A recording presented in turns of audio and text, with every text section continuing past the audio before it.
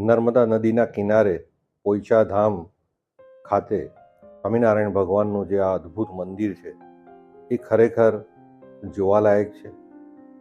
હું નર્મદા કિનારાનો વતની છું, પણ આટલું મોટું, આટલું અદ્ભુત અને આટલું અદ્વિતીય મંદિર મેં ક્યાંય જોયું નથી. પૂજ્ય ભગવાનદાસ સ્વામીએ 2001થી પોતાની જે જર્ની, પોતાની જે યાત્રા શરૂ કરી એ ખરેખર કાબિલે દાદ છે. અને આજે 2001 પછી આજે 2024 થયા, એટલે કે 23 વર્ષની જે યાત્રામાં જે સફળતા મળી છે, જે પ્રભુ કૃપા મળી છે, એ ખરેખર ધન્યવાદને પાત્ર છે. આ મંદિરની અંદર અલગ અલગ વિષયો પર સમગ્ર બ્રહ્માંડને આવરી લેવાયું છે. વિષ્ણુ ભગવાન શેષ નારાયણની મૂર્તિ, ભગવાન સ્વામિનારાયણની મુખ્ય મૂર્તિ, તદુપરાંત અને 24 અવતારોની જે આ મૂર્તિઓ છે એ ખરેખર ખૂબ અદ્ભુત છે.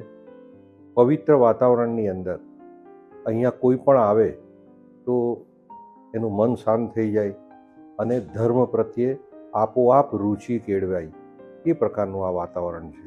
તમામ માયાળુ ધાર્મિક વ્યક્તિઓને આહ્વાન કરું છું કે એક વખત પોઈચા ધામ પધારો અને જુઓ કે કેટલું અદ્ભુત અહીંયા દ્રશ્ય છે. આપણે જાણીએ છીએ કે આપણે ઘરને સાચવવું હોય તો કેટલી તકલીફ પડે, પણ અહીંયા આટલા વિશાળ મંદિર, આટલા વિશાળ રૂમ, આટલો મોટો ગાર્ડન, અહીંયા જે બધી એમ્યુનિટીઝ ઊભી કરી છે એનું મેન્ટેનન્સ કરવું એ પણ ખૂબ ભગીરથ કાર્ય છે, અને એ ભગીરથ કાર્યને સુપેરે પાર પાડી રહ્યા છે. હું પોઈચા ધામ સ્વામિનારાયણ ભગવાનના આશીર્વાદ લઈ અને ધન્ય થયો છું, અને આ ધામને ખૂબ પ્રગતિ થાય. જય સ્વામિનારાયણ. જય